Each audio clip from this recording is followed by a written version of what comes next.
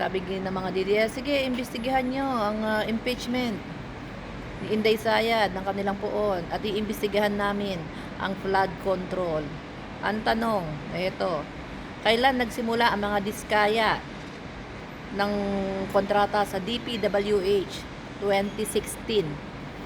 Pagkaupo ni Digonyo, 2016 nag-umpisa silang magkaroon ng kontrata sa DPWH. Nag-joint venture sila ng pamilya ni Bongo. Onward yan ha, from 2016 onward.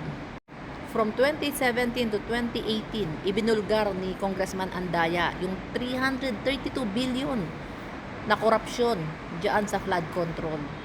Nasa gilid pa ang tuta, ang aso na si Marcoleta. Pero ano ginawa niya? Wala. May ginawa ba siyang aksyon? Wala. Nag-iingay ba sila? Wala. Alan Cayetano, nag-iingay ba? Wala. Wala rin. Ulitin ko, from 2017 to 2018, ibinulgar ni Congressman Andaya ang korupsyon sa flood control, 232 billion.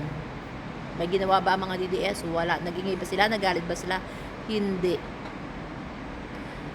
Ano nangyari kay Andaya in 2022 bago bumaba si Digonyo?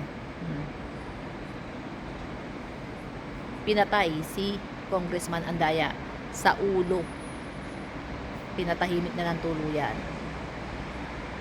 Nung naupo si PBBM, pagkatapos ni Congressman Andaya na ibulgar yung flood control scandal sa panahon ni Digonyo, 332 billion.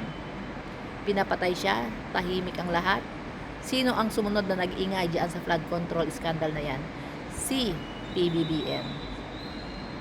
So, alam niyo, kaya galit na galit ang mga politiko kay PBBM. 'Di ba? Joint forces sila dahil hindi nila makontrol si PBBM. Pagkatapos ni Andaya na ibulgar ang flood control corruption noon, after how many years si PBBM ang sumunod na nagbulgar. Meron ba naglakas ng loob? Wala. Naglakas ng loob si Manny Pacquiao that time also, pero tinakot siya ni Digonyo. Tumahimik na lang at nag-resign. Yan ang katotohanan. Kung talagang gusto nyong imbestigahan ng flood control, umpisahan nyo ng 2016. Hindi selected years. Hindi nyo pwedeng umpisahan ng 2022. Umpisahan nyo ng 2016 dahil diyan nag-umpisa ang lahat-lahat ng malawakang korupsyon sa flood control. 2016 pumasok ang mga diskaya. 2017 to 2018, isipin nyo, isang taon lang, no? Yung malawakang korupsyon, binulgar ni Andaya. At nag-number 1 pa dyan, na number 1 corrupt leader, si Digonyo, sa buong mundo. O, nasa Google po yan, ha, mga DDS. I-Google nyo. Sikat na sikat ang poon ninyo. 1 year na pagkakaupo. Number 1 year na pagkakaupo, the most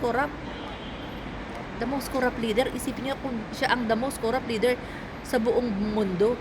So, ibig sabihin, hindi million ang ninakaw nito. Billions. Billions meron sila.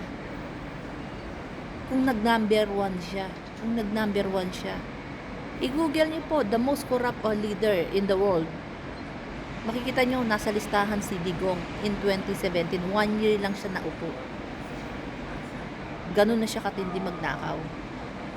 Kaya that time, sabi ko sa inyo, tahimik ang mga politiko noon, panahon ni Digong. Lahat sila busog. Habang ang mga Pilipino gutom. Magtiis kayo, maghintay kayo. Yung DSW natin, yung mga warehouses natin, nangangalampag, walang bigas, walang pang-ayuda. Walang balak mag-ayuda si Digong. Kahit tubig na malinis. Yung ang elektrisidad, mas pinamahal niya pa, di ba? Pinirmahan niya. Yung 4-piece doon niya nilagay. Isipin nyo yung 4-piece na pinang-aayuda sa mga mahihirap nating kababayan, inilagay sa electricity. Yung system loss, inilagay sa electricity. Tayo pa rin ang magbabayad. Hayop ang matanda kung hayop. Magaling mambudol.